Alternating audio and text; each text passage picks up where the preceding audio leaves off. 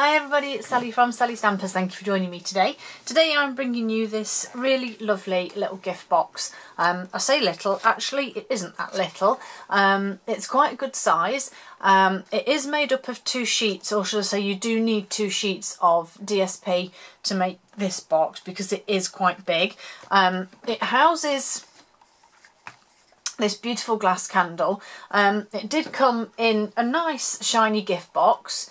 But for me it was too, I don't know, I just wanted something a bit different, and the box was just boring, so I thought, well, I'll make a gift bag to put it in.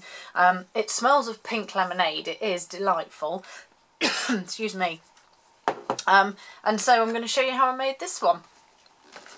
As I said, and sadly you do need 2 sheets of DSP for it, just because of the size. So you need 1 sheet of DSP that is 11 1/4 by 4 1/4. If you've got a pattern as you have on this one with the stripes, dependent on which way you want your pattern to go, the length, the longest part is your length of your bag. So again, with the stripes, if you want them to run vertically, then they'll go there. If you wanted them to go horizontally, then you'd obviously have them going that way. So 11 1/4 by 4 1/4 and 11 1/4 by 9 3/4, and in centimetres that's 29 by 25.5 and 29 by 10.5. So we'll go with the small piece with the small edge at the top, and we simply need to score at 1/2 inch down each side, and then rotate, and whichever way, again dependent on a pattern, if you want the top or the bottom, you then score at 3 1/4 across the bottom. I think I pressed a bit too hard then, crumbs. Okay, and so that's that one. And then on this one, again the 11 1/4 is the length of your bag, so make sure you've got the 9 3/4 across the top, and then you simply score at 3 1/4 and 6 1/2. And then you rotate and score again at 3 1/4, and that's your scoring done. Move that out of the way. So obviously then we need to fold and burnish, and I do this very gently with this paper because I don't want it to crack. So just a very gentle score. So you've obviously, you can see here, you've got your 3 sides of your box there, and then this one will generate the 4th side, but I need 2 little tabs to adhere that together. So again, as I said, just fold and burnish. In fact, I've virtually gone through that paper because I pressed too hard. Okay, so just cut away these corner pieces because you don't need these. And again, this one, cut these away. And then with your bigger piece, you just need to cut up these pieces here, which obviously are the bottom of your box. So once you've done that, you then need to bring in your fuse or tear and tape, or whichever adhesive you're using, and just run it down both sides of your tabs there. And then with one side, making sure that this crease line and the top of your bag is level, you just obviously join them up and run them along that score there. And then for the second one, you can just close your bag up, close your bag over like this, and just press that down. And so obviously where you've got your 2 seams here, that will be the back. So again, for the bottom, this will be your front piece, so these need to be adhered. Now I find that if you just simply fold these up and do that, you get this happening because there's no adhesive. So I generally put adhesive on this one. Oops, got caught up. And then this one, and then again double check. That's the back, so that's the front. So I put my sides together that I've adhered, and obviously because I've adhered that, the back bit can go up, and then I can just flip it over and add adhesive to the front panel that will then go down over the top. And there's the basic principle of it. Pop your candle inside, and then you just need to, now this bit you need to make sure that you're doing it as squarely as you can, because you want to get this part straight. Okay, so when you fasten it up like this, it's equal. Okay, so try and just sort of do it as gently as you can. Now for this one, I actually used the Itty Bitty Fruit Punch pack, and I used the melon just to cut a half circle because I didn't want a full one. So I'm going to use that one again. Now there's no way on this planet that you can get this to punch through 1, 2, 3, 4 pieces of this cardstock because it's so thick.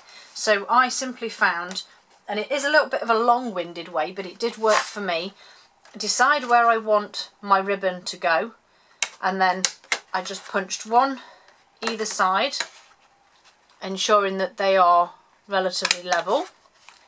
Okay, and then what I did is I got my pencil and I simply placed it onto the corners, onto the folding parts, and then where I've got, hoping you can see, it's a bit awkward, where I've got my pencil mark, I know that I did it from one end, and then again on the other side I did it from one corner of the punch to the other. So when you close that together, oops, sorry, it was off camera, when you close it together they line up perfectly. They look like eyes, don't they? And then I just did the same again. So with the centre one, again, hold it all together, make sure that you're happy with the top and it's not gone skew whiffed, and put a line in from the corners, grab your punch and make sure you punch your, and then for the last one again we've got them all lined up when it wants to play the game, and again just draw that line and then do your punch.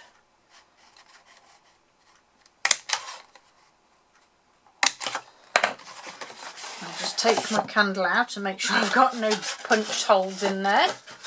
Pop my candle back in,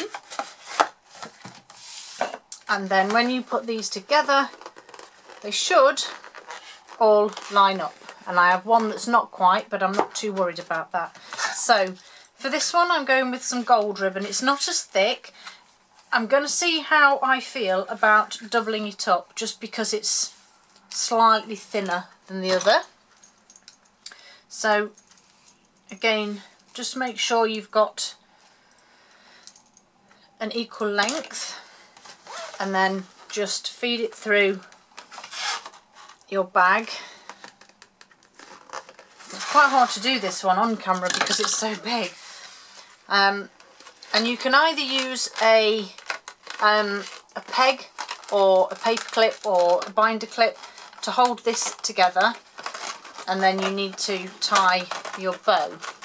And like I said, because it is quite thick card, it will fight against you because obviously you're pushing this all together. But I did find that it quite easily, once I'd got my first knot on, that doing the second one actually was easy. Just to make sure if you're using double that you've got hold of both pieces. And then, as you know, when I do my bows I turn my project upside down and just tie my bows like so. Make sure I've got both pieces. Okay, let's spin that back round, and then if you want to you can separate those bows. Come on, there we go. I just need to stand this up a moment so I can have a quick check of it. Yes, I quite like that. I think I need to trim those. And oh, here we go, my dogs are barking, how fabulous, and I've just cut my finger with my paper snips. Okay, so As long as we don't bleed on the project, we'll be good. Okay, so those are my bow done, and I'm quite happy with that one, so I just want to decorate it. And as with this one, I just used the triple banner punch. It's a 2-inch wide banner here that as you can see, I just decorated. So, piece of Whisper White that I am going to cut at 2 inches, and then bringing in my triple banner punch, which I can slide in there, and I'm quite happy with that, but I need to reduce the length slightly, so I'm going to go to about there, I think. So that's that bit done, and obviously now I want to decorate it. So I've got my petal palette, so I'm using the flowers here and then a couple of the sentiments. So using my Memento, because I am going to do this one with Daffodil Delight. My finger's bleeding now. Daffodil Delight. So I just stamped on the bottom and then just rotated it and did a bit on the top. Let's just clean that off. Move that to one side. Oops, let's give that a dry. Crumbs, getting in a bit of a state here. Right, so I'm actually going to put that to one side just for a moment with my blends, because I want to do my sentiments. So I've chosen the same as my previous bag, I Just Love You from the heart. I think that actually goes quite well together. So I've got my Whisper White here. I've got my embossing buddy that I'm going to give it a real good wipe. I've then got not Memento, Versamark. So I Just Love You. So I'm just going to stamp that in the centre there. And then from the heart, same again, just on there. Get rid of those. And then I've got some gold foil sheet to back it with, and my gold embossing powder. This just goes to show how sharp those scissors are. But never mind. So maybe in another video you'll see me with a plaster on my finger. So I'm just going to heat emboss these, just because I think it just will pull it all in together. So bit of noise. And then just heat them up, and then I sort of do a bit at a time, because obviously I need my Memento to dry for me to use my blends, and then I want to give this just a moment to fully set before I start cutting and trimming. So it kind of works to do a little bit and then move to something else and come back to it. And don't forget that all the products that I use are current and available in the catalogues. If you don't have a catalogue, just contact me, I'll send you one out.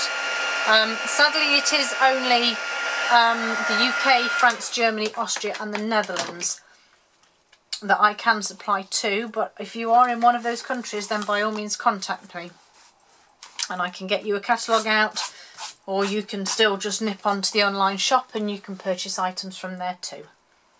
Okay, so Daffodil Delight light and dark blends that I'm literally just going to colour in. So because I'm using the light one first, I'm just going to put colour down on this one, and then with my dark I just add a touch of colour to the sides and then back in with my light to blend that in. And I am just literally doing it as rough as that today. There's no gentle colouring, it's just trying to get some colour down. And I'm going to actually do both of these whilst I've got the option.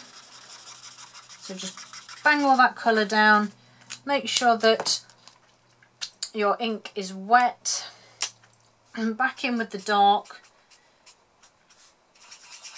And I'm just simply adding a random splash of colour back in with the light over the top, just to blend that colour in. And likewise with these ones, do exactly the same. So put that colour down, get it nice and juicy wet, and then we just add a touch of colour with the dark and back in. And then the last two, just add some colour here. I think the yellow will work quite well with the gold actually, but we'll see. So again, just add in a splash of the dark here and there, and then back in with my light, give it a good colour. Okay, so there's my little banner, and I now can go back to my sentiments that I'm literally just going to trim on here on my trimmer. So let's get that out of the way. So just find the edge, because obviously if you do this while this ink is still if you do this while your embossing is still a little tacky, you may just smudge it. I'm sure I showed you in one of my previous tutorials what happened when I tried to put a freshly embossed sentiment into a punch and it just wiped it, which I thought once it was heat set that was it, but it just needs a minute to cool and set, I think. So that was the lesson I learned there. So there are my sentiments, and as you know me, when I do my sentiments I'm a little bit cheeky and I do just stick them on to whatever layer I'm using, and then I just cut round them. So just pop these on just there, and then I'm just literally going to cut straight along the top of there, and then let's trim that. Trim this down. So that's that one, and then this one I'll do exactly the same, because these little shortcuts you can use, well I find that I can do a straight line. The longer ones, if you just take a little bit more time, but it still comes up with the same result. And then I just need to pop some dimensionals on the back. So I Just Love You, going back to this one, you see, look, I just sat them over the edge just ever so slightly, so I'm going to put that one on the end and that not quite.